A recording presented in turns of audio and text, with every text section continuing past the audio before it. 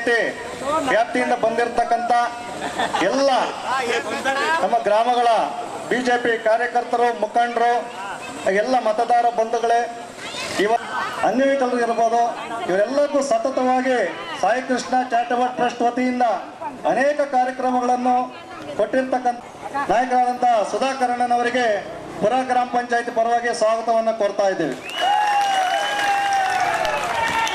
Bus stand ಅಲ್ಲಿ ಇರ್ತಕ್ಕಂಥವ್ರೆಲ್ಲ ಮುಂದೆ ಬನ್ನಿ, ಕೇವಲ ಅರ್ಧ ಗಂಟೆ ದಯವಿಟ್ಟು ಬನ್ನಿ.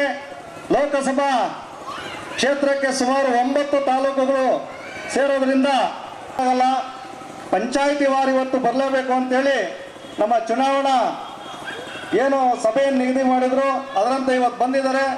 ಈಗಾಗಲೇ ತಮಗೆಲ್ಲ ತಿಳಿದಿರೋ ಹಾಗೆ ಸುಧಾಕರ್ ಅವರಿಗೆ ಅಭ್ಯರ್ಥಿ ಅಂತೇಳಿ ನಿಗದಿಯಾಗಿ ಘೋಷಣೆ ಆಗಿದೆ. ಈ ಪಕ್ಷಕ್ಕೆ ಕರ್ನಾಟಕ ರಾಜ್ಯಾದ್ಯಂತ ಜಾತ್ಯತೀತ ಜನತಾದಳ ಪಕ್ಷವೂ ಸಹ ಸಪೋರ್ಟ್ ಮಾಡ್ತಾ ಆಗಿದ್ದಾರೆ. ಈ ನಮ್ಮ ಸುಧಾಕರಣ್ಣನ ಬಗ್ಗೆ ನಿಮಗೆಲ್ಲ ಹೇಳಬೇಕಾಗಿಲ್ಲ ಹೆಚ್ಚಿನದಾಗಿ, ಯಾಕೆಂದರೆ ಸತತವಾಗಿ ನೀವು ನಮ್ಮ ಜೊತೆ ಇದ್ದೀರಾ. ಮೊದಲು ಏನವರು ಟ್ರಸ್ಟಿಂದ ವತಿಯಿಂದ ಸ್ಟಾರ್ಟ್ 3ನೇ ಬಾರಿ ಶಾಸಕರಾಗಿ, ಮಂತ್ರಿಯಾಗಿ ಬರೀ ನಮ್ಮ ಕ್ಷೇತ್ರಕ್ಕೆ ಅಲ್ಲ ಇಡೀ ರಾಜ್ಯಾದ್ಯಂತ ಆರೋಗ್ಯ ಕ್ಷೇತ್ರದಲ್ಲಿ ಉತ್ತಮವಾದಂಥ ಕೆಲಸವನ್ನು ಮಾಡಿದ್ದಾರೆ. ಉದಾಹರಣೆಗೆ ನೀವು ಗೌರಿಬಿದನೂರು ಆಸ್ಪತ್ರೆ ನೋಡಿರ್ಬೋದು, ಚಿಕ್ಕಬಳ್ಳಾಪುರ ಆಸ್ಪತ್ರೆ ಇರ್ಬೋದು ನೋಡೋದು, ಚಿಕ್ಕಬಳ್ಳಾಪುರಕ್ಕೆ 2 ವೈದ್ಯಕೀಯ ಕಾಲೇಜನ್ನು ಕೊಟ್ಟಿರ್ತಕ್ಕಂಥದ್ದಾಗ್ಬೋದು, ನಂದಿ ಬೆಟ್ಟಕ್ಕೆ ರೋಪೇ ಮಾಡಿಸೋದಾಗಿದ್ದ ಜಿಲ್ಲೆಗೆ ಶಾಶ್ವತವಾದಂಥ ನೀರಾವರಿ ತಂದಿರ್ತಕ್ಕಂಥದ್ದಾಗಿರ್ಬೋದು, ಇಂಥ ಅನೇಕ ಕಾರ್ಯಕ್ರಮಗಳನ್ನ ಮಾಡಿಕೊಟ್ಟಿದ್ದಾರೆ. ಹೇಳ್ತಾ ಹೋದರೆ ತುಂಬ ಇದೆ, ಒಂದು ದಿನ ಎಲ್ಲ ಹೇಳ್ಬೋದು, ಅಷ್ಟಿದ್ದಾವೆ. ಆಮೇಲೆ ಯಾರೇ ಒಬ್ಬ ಅಭ್ಯರ್ಥಿ ಆಗಲಿ ಬದಲೇದಾಗ ನಾವು ಯಾರು ಅಂತ ಹೇಳ್ಬೇಕು, ನಮ್ಮ ಅಡ್ರೆಸ್ ಹೇಳಬೇಕು. ಯಾವುದೋ ಒಂದು ಊರಿಗೆ ಹೋದ್ರೆ ನೀನು ಯಾರಪ್ಪ ಅಂತಾರೆ. ಅದೇ ರೀತಿ ಚುನಾವಣೆ ಬಂದಾಗ ಒಂದು ಪಕ್ಷದ ಅಭ್ಯರ್ಥಿಯಾಗಿ ಬರಬೇಕು ಅಂತಂದ್ರೆ ಅವ್ರ ಮಂತ್ರಿ ಆಗಿದ್ದೆ, ಇಷ್ಟು ಕೆಲಸ ಮಾಡಿದ್ದೆ ಅನ್ನೋ ಅರ್ಹತೆ ನನಗಿದೆ. ವಿರೋಧ ಪಕ್ಷದಾಗ ಅರ್ಹತೆನೇ ಇಲ್ಲ.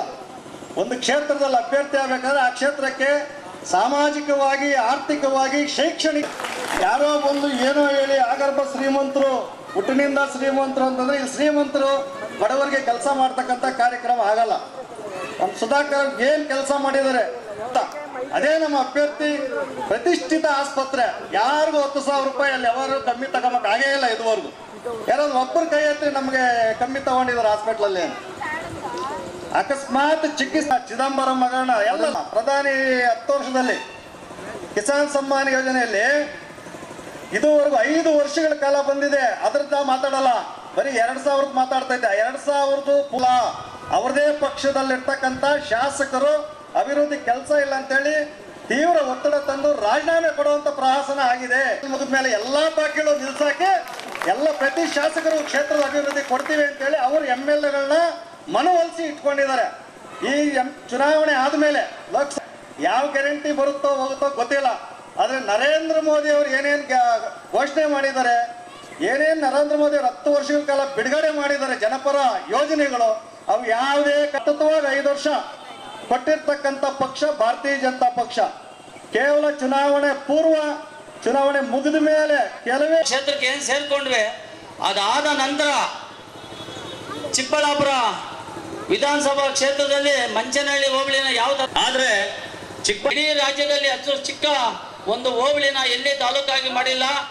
ಆದ್ರೆ ಈ ಕಡೆ ತೊಂಡೆಬಾವಿ, ಈ ಕಡೆ ದೀಪಾವಳಿ ಸ್ವಲ್ಪ ತಗೊಂಡು ಮಾಡ್ಬೇಕು ಅಂತ ಅವ್ರು ಹೊರಟಾಗ ಮಂಚನಹಳ್ಳಿ ಎಷ್ಟಿದೆಯೋ ಅಷ್ಟನ್ನೇ ನಾನು ತಾಲೂಕಾಗಿ ಘೋಷಣೆ ಮಾಡಿಕೊಡ್ತೀನಿ ಅಂತ ಹೇಳಿ ಅವರು ದಿಟ್ಟ ನಿರ್ಧಾರ ತಗೊಂಡು ಮಂಚನಹಳ್ಳಿ ತಾಲೂಕಾಗಿ ಘೋಷಣೆ ಮಾಡಿದ್ದಾರೆ. ಇವತ್ತು ಆ ಜಿಲ್ಲೆ ನಾವು ಅವಿಭಾಜಿತ ಜಿಲ್ಲೆ ಕೋಲಾರಕ್ಕೆ ಹೋಗ್ಬೇಕಾಗಿತ್ತು. ಅಂತ ಒಂದು ನಿರ್ಧಾರ ತಗೊಂಡು 2008ರಲ್ಲಿ ಕುಮಾರಣ್ಣ ನಮಗೆ ಚಿಕ್ಕಬಳ್ಳಾಪುರ ಜಿಲ್ಲೆಯಾಗಿ ಘೋಷಣೆ ಮಾಡಿಕೊಟ್ರು. ಮಾಡಬೇಕು ಯಾವ್ದೇ ಅಧಿಕಾರ ಅಂತಾನೆ ಹೇಳೋದು. ಏನು ಜಿಲ್ಲಾ ಹಾಸ್ಪಿಟ್ಲ್ ಇರ್ಬೋದು, ಮಕ್ಕಳ ಆಸ್ಪತ್ರೆ ಇರ್ಬೋದು, ಎಲ್ಲ ಏನು ಇವತ್ತು ನಿಮ್ಮ ಗ್ರಾಮಬಳ್ಳಾಪುರಕ್ಕೆ ಹೋಗುವ ರಸ್ತೆ ಅಭಿವೃದ್ಧಿನೂ ಮಾಡಿದ್ದಾರೆ.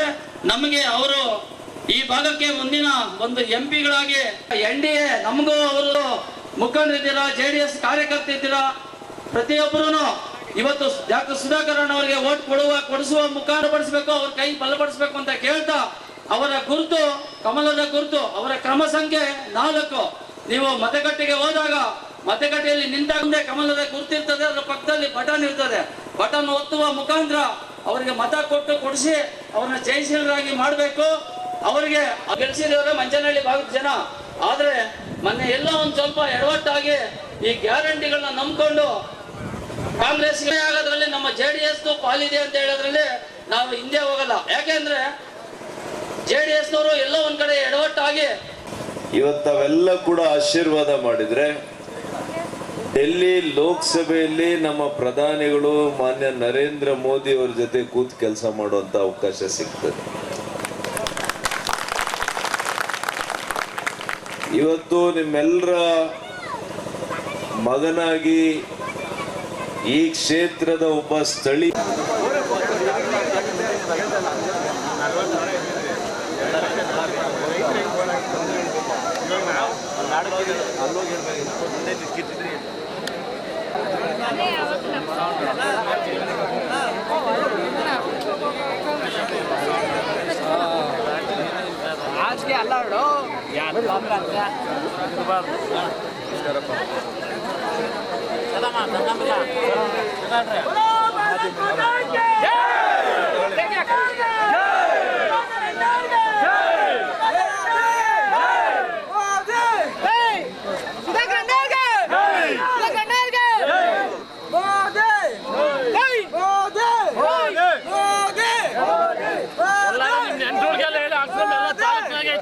ಎಲ್ಲಾರು ನೆಂಟರುಗಳು ತಾಲೂಕಿನಾಗೆ ಇರ್ತಾರೆ.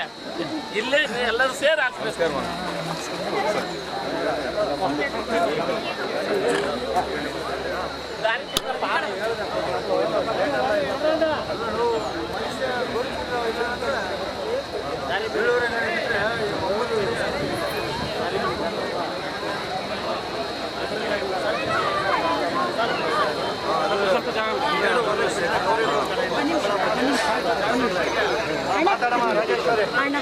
ಅಣ್ಣ ಈ ಸತಿ ಅಂತ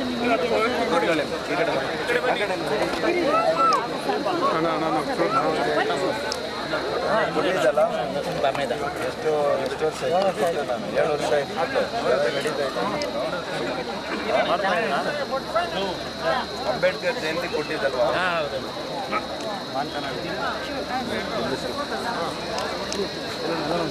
ಅಣ್ಣ ತೆಗೇನ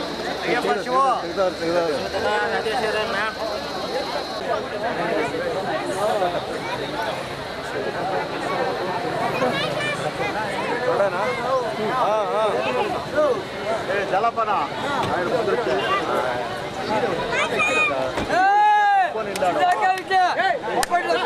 ತರೋದ್ರಲ್ಲಿ ಅಭಿವೃದ್ಧಿ ಮಾಡೋದ್ರಲ್ಲಿ ಡಾಕ್ಟರ್ ಸುಧಾಕರ್ ಅವರು ಇಡೀ ರಾಜ್ಯಕ್ಕೆ ನಂಬರ್ 1 ಅಂತಕ್ಕಂಥ ಮಾತನ್ನ ನಾನು ಹೇಳಲಿಕ್ಕೆ ಇಷ್ಟಪಡ್ತೀನಿ.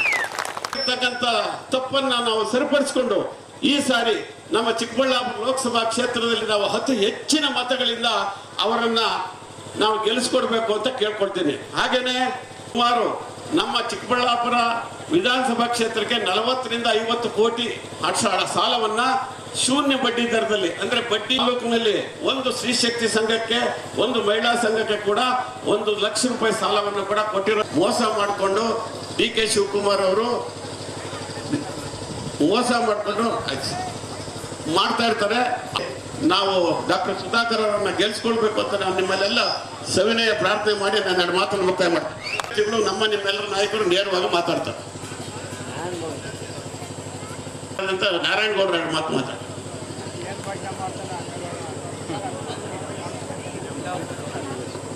ಅಂತ ಬಾಲ್ಕೊಂಡಲ್ಲಿ ಮುನಿಯಪ್ಪನವರು ಆಗಮಿಸಿದ್ದಾರೆ. ಅವ್ರಿಗೂ ಸ್ವಾಗತವನ್ನು ಕೋರ್ತಾ, ಹಾಗೆ ಏನಿವತ್ತು ಚಿಕ್ಕಬಳ್ಳಾಪುರ ಚುನಾವಣೆ ಈ ತಿಂಗಳ 26ನೇ ತಾರೀಕು ನಡೀತದೆ. ಅದಕ್ಕೆ ಮತಯಾಚನೆ ಮಾಡಲು ನಮ್ಮಗಳ ಮುಂದೆ ಆಗರು ಯಾಕೆ ಸುಧಾಕರ್ ಅವರಿಗೆ ಮತ ಕೊಡಬೇಕು ಅಂತ ನೀವು ಪ್ರಶ್ನೆ ಹಾಕೊಂಡಾಗ ಅವರು ಮಾಡಿ ಸಣ್ಣ ತಾಲೂಕಾದ್ರೂ ಇದನ್ನ ತಾಲೂಕಾಗಿ ಘೋಷಣೆ ಮಾಡಿಕೊಟ್ರು. ಮಂಚೇನಹಳ್ಳಿ ಏನು 7 ಗ್ರಾಮ ಪಂಚಾಯತಿ ವ್ಯಾಪ್ತಿಗೆ ಮಂಚೇನಹಳ್ಳಿ ಹೋಬಳಿನ ಒಂದು ತಾಲೂಕಾಗಿ ದಿಟ್ಟ ನಿರ್ಧಾರ ತಗೊಂಡು ಮಾಡಿದ್ರು. ಏನು 2008ರಲ್ಲಿ ನಾವೆಲ್ಲ ಅವಿಭಾಜಿತ ಡಾಕ್ಟರ್ ಅಂಬೇಡ್ಕರ್ ವಸತಿ ಶಾಲೆ ಇದೆ. ಇಂಥ ಒಂದು ವಸತಿ ಶಾಲೆಯಲ್ಲಿ ಅವ್ರ ಕ್ಷೇತ್ರ ವ್ಯಾಪ್ತಿ ಉದ್ದೇಶ ಏನಂದ್ರೆ ಬಡ ಮಕ್ಕಳಿಗೆ ಉಚಿತ ವಿದ್ಯಾಭ್ಯಾಸ, ಒಳ್ಳೆ ಉಚಿತ ವಸತಿ, ಇದನ್ನ ಒಂದು ಏನು ಇವತ್ತು ನಮ್ಮ ಹನುಮಂತಪುರ ಗ್ರಾಮದಲ್ಲಿ ವಸತಿ ಶಾಲೆ ಆಗಿದೆ, ಅದೆಲ್ಲ ನಮ್ಮ ಗ್ರಾಮ ಪಂಚಾಯತಿ ವ್ಯಾಪ್ತಿಯ ಪ್ರವಾಸ ಮಂಚೇನಹಳ್ಳಿ ತಾಲೂಕಿನಲ್ಲಿ ಹಮ್ಮಿಕೊಂಡಿದೆ. ಇವತ್ತಿನ ಜರ್ಮಂಡಳ್ಳಿ ಗ್ರಾಮ ಪಂಚಾಯತಿ ಎಲ್ಲ ನಮ್ಮ ಮುಖಂಡರು ನೋಡಿ ಒಂದೇ ಪಂಚಾಯಿತಿಯಲ್ಲಿ ಅವರೇ ಸ್ವಯಂ ಪ್ರೇರಣೆಯಿಂದ ಬಂದಿರೋದು. ಯಾವ ಮೊಬಲೈಸಿಂಗು ಇಲ್ಲ, ಏನು ನಾನು ಬರ್ತೀನಿ ಅಂತ ಜನ ಬಂದಿದ್ದಾರೆ. ಅವರಿಗೆ ನಾನು ಆಭಾರಿಯಾಗಿದ್ದೇನೆ. ಇವತ್ತು ಅನೇಕ ಅಭಿವೃದ್ಧಿ ಕೆಲಸ ಕಾರ್ಯಗಳು ನಾನು ಕೈಗೊಂಡಿದ್ದೇನೆ. ಅದು ಒಂದು ಭಾಳ ಮುಖ್ಯವಾಗಿರ್ತಕ್ಕಂಥ ಶ್ರೀರಕ್ಷಣೆ ಮತ್ತು ಅಚಾತುರ್ಯದಿಂದ ಆಗಿರ್ತಕ್ಕಂಥ ಸೋಲಿಗೆ ಕೂಡ ನಮ್ಮ ಜನರು ಸೇಡನ್ನು ತೀರಿಸಿಕೊಳ್ಳುವಂಥ ಒಂದು ಉದ್ದೇಶವನ್ನು ಇಟ್ಕೊಂಡಿದ್ದಾರೆ.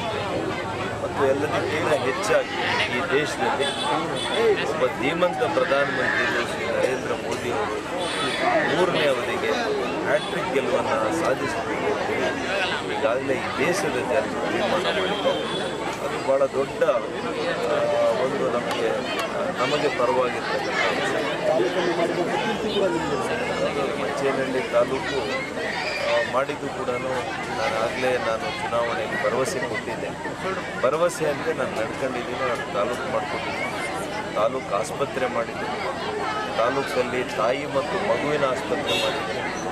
ಒಂದು ರಾಷ್ಟ್ರೀಯ ಹೆದ್ದಾರಿಯನ್ನು ಮಾಡಿದ್ದೀನಿ. ಸುಮಾರು 330 ಕೋಟಿಯಲ್ಲಿ ನಡೀತಾ ಇದೆ ಕಾಮಗಾರಿ. ಭಾಳ ಕೆಲಸಗಳು ಮಂಚೇನಹಳ್ಳಿ ತಾಲೂಕಲ್ಲಿ ಮಾಡಿದ್ದಾರೆ. ಇವತ್ತು ನಾನು ನನ್ನ ಕೆಲಸಗಳಿಗೆ ಈ ಬಾರಿ ನನ್ನ ಜನರು ನನ್ನ ಕೂಲಿ ನನಗೆ ಕೊಡ್ತಾರೆ ಅಂತ ನಾನು ಪಡ್ತಾ ಇದ್ದಾರೆ. ಇವತ್ತು ಅವ್ರ ಮಗನು ದೂರ ಆದಂಗೆ, ಒಬ್ಬ ಸಹೋದರ ದೂರ ಆದಂಗೆ ಕಳೆದ 1 ವರ್ಷದಿಂದ ಅವರು ಕೂಡ ನೋವನ್ನು ಅನುಭವಿಸ್ತಾ ಇದ್ದಾರೆ. ಈ ಬಾರಿ ಅವರೆಲ್ಲರೂ ಕೂಡ ಸ್ವಯಂ ಪ್ರೇರಣೆಯಿಂದ ಭಾಳ ಭಾವನಾತ್ಮಕವಾಗಿದ್ದಾರೆ. ಭಾಳ ಪ್ರೀತಿಯಿಂದ ಕಿಚ್ಚಿನಿಂದ ಈ ಬಾರಿ ಚುನಾವಣೆಯನ್ನು ಎದುರಿಸಿ ಅತಿ ಹೆಚ್ಚು ಮತವನ್ನು ಕೊಡ್ತಾರೆ.